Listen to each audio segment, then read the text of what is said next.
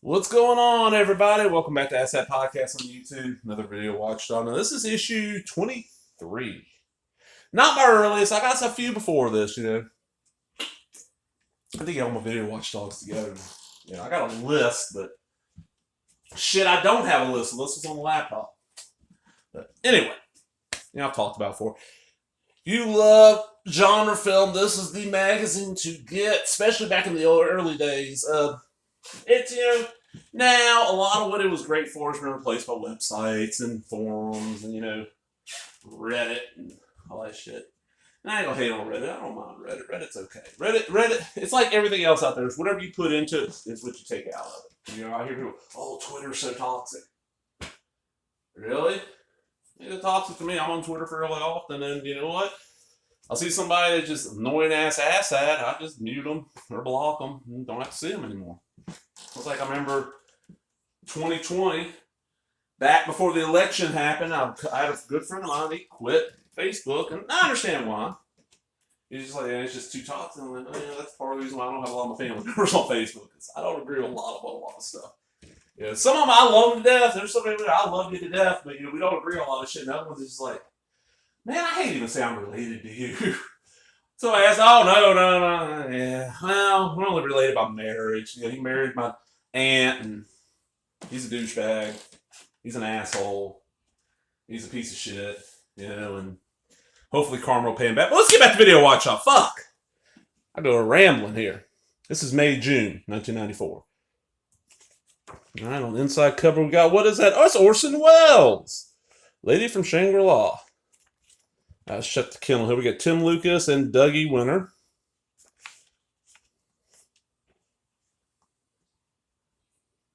Okay, it's talking about, what is this? Talking about Christopher Lee and Peter Cushing reuniting for the first time since the Satanic Rites of Dracula. Talking about Shivers Magazine ending. Exorcist 3, finally, a decent copy. A weird Day of the Dead edit on Laserdisc. The retitling. These were always handy back in the day because a lot of shit. Like, let's see. I'm trying to find a good one here. Alien Within is also known as the Evil Spawn, And then usually I have the Pickle, which is what they think's the best stuff coming out on home media at the time, which would be Alfred Hitchcock's Bon Voyage and Adventure Magoshi, I guess. $40 though for a tape. Then we got our tape reviews with Bloodthirsty Eyes, which is a 70s Japanese? I think it's Japanese horror film. Body Puzzle, never heard of it. And there's a still from Bloodthirsty Eyes. Looks interesting. Body Snatchers. That is Abel Ferrara's remake of Invasion of the Body Snatchers. Clearing, which I've heard, never seen. Cult of the Cobra. Nice picture. The Executioners, aka Heroic Trio 3. I've always wanted to see that. Felix! Follow the Bouncing Ball. How many of y'all see this? See, I did not know about these, but these were popular back in the, the 20s through 30s. Sing-alongs. Because my parents are both born in the 40s. Anytime as a kid goes to the movies, you paid like a quarter and you got a film, a Three Stooges short, a couple of cartoons, and another film. But they didn't have this kind of stuff. They'd show up before the film started, just a sing-along. They had a bounce on, you got to sing along with, and the whole crowd would do it. It's like, oh. Now the crowd wouldn't do it because they're too busy staring at their fucking phones instead of watching the film they just paid you. What are ticket prices around, y'all? It's like, man, last film we went and saw in the theater was New Mutants last year. And it was, about $12, $10.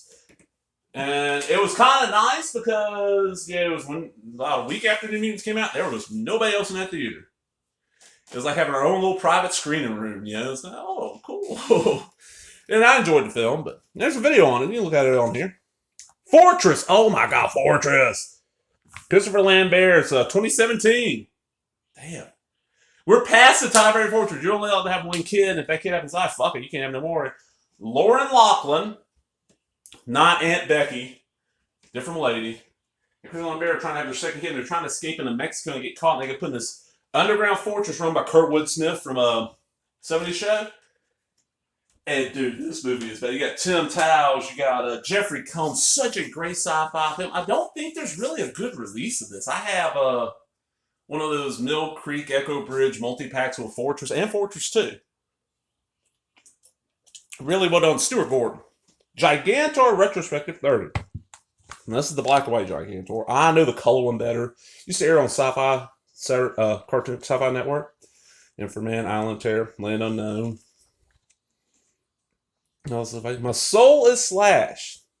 This is the latest Toho Dracula film from 1990. The night Evelyn came out of her grave. This is one of those that Erica Blanca. This is one of those Euro horrors that heard of for years, but it's all you always had to get bootleg tapes. I mean, I don't want to pay $25 for shipping and wait 4 weeks and then get something. Oh man, it sucks. But Brentwood, I got a big multi-pack with Brentwood on it for like $10. RoboCop 3, which fucking blows. This night I will possess your corpse. This is the '66 Coffin Joe film. Now, Coffin Joe, Brazilian guy, did these really fucking amazing horror films back in the '60s. You can find most of them on YouTube now. Tombs of the Blind Dead. Oh God, it's another great Euro horror. One name Amnesia. Don't know anything about that. This is all about The Stranger by Orson Welles. Nice little long article. I'm not the biggest Orson Welles fan. I've seen his stuff. I understand why he gets the acclaim he does. I'm not saying he's a bad director. It's just his stuff doesn't have a lot of appeal to me. It's kind of like how I like Stanley Kubrick. I understand why he's got a huge fan base, but he's got some films to me that are just boring as fuck. Barry Lyndon. But Kubrick, I like. 2001's film, but I ain't gonna watch it often. Clockwork to me is the best thing he ever did. Clockwork Orange is fucking amazing. The Shining, it's okay. And this is the point of the book completely. It's okay. And probably my second favorite would be Full Metal Jacket. Full Metal Jacket is, ooh, baby. And that's one of those, I liked it when I first saw it. It was okay. It wasn't top class Kubrick to me. Then I went in the military. When I got out, I'm like, oh man. I get Full Metal Jacket now completely. It clicks with me. Kiss Hollywood Goodbye. Orson Welles and the Lady from Shangri-La. Nice little article on that. Good picture there.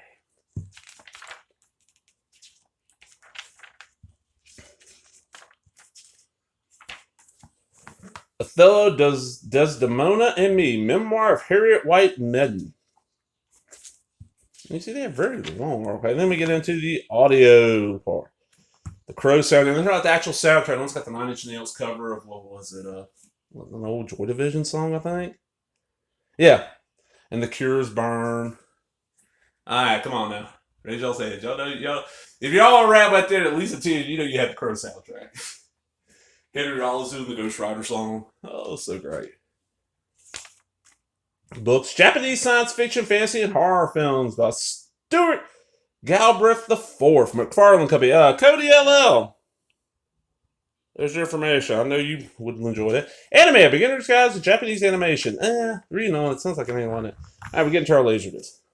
Barbarella, Queen of the Galaxy. This is the full uncut version. You know, the Jane Fonda movie. It's okay. Nothing spectacular. The Bela Lugosi collection, Devil Bat and Scared to Death from Lumivision. They talk about how these look really good.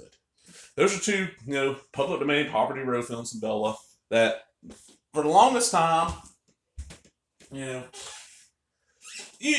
find them, but they just look like ass. They're probably coming off 16mm prints. Good versions. Blowout, the Travolta, Nancy Allen film that nobody ever talks about anymore. The Bride Wore Black. I don't really know anything about that. Cat People is the 82 Cat People, Natasha Kinski. Dressed to Kill. A great film that would get protests nowadays. Freaked. Oh my God, Freaked. Alec Winter's comedy that is so good. He goes down to somewhere in South America to promote like some pesticide they know is horrible, and Randy Quaid hits him with it and becomes like this freak for a circus sideshow. You got like Mr. T and Keanu Reeves and Megan Ward. How many of you out there remember Megan Ward? Joseph Hartman. Dark Skies. Godzilla vs. Biollante. 1988. HBO home video. I'm actually pretty sure I got that. Cody, I know you watch. Do I have Godzilla vs. Biollante? I think I do. Cody knows knows my collection almost better than I do. That's sad. Not sad. It's sad for me. I Married a Monster from Outer Space. Great sci-fi film. Knight Riders. Oh man. Oh, so later they'll say, Jesus, that's what the fucking VHS costs. I got that VHS. I got that song by Patricia Tallman. This is George Romero. I'm not gonna make a horror film. It's about a traveling Renaissance fair troupe that has a king in all this. It's Ed Norton is the king. Tom Savini's also in it. But the thing about it is, they do jousting instead of doing it on horseback. They do it on motorcycles. This is a great film. It's really long, if I remember it right. 146 minutes in 11 seconds. But so good. And it's one of those Romero films a lot of people ain't seen. You know, I mean, it's kind of like, you know. And the weird thing is that it's actually good. It's not like There's Always Vanilla that fucking sucks. And bad, if you're watching, I know you love There's Always Vanilla. Yeah. Okay. Man of a Thousand Faces. Peepin' Tom on Laserdisc. Ooh, baby. And we got our letters. And that's going to be it. That was kind of a quick one. But hope y'all enjoyed that. If you did, give me that thumbs up, leave a comment, subscribe, all the other bullshit. Talk to everybody later. Bye-bye.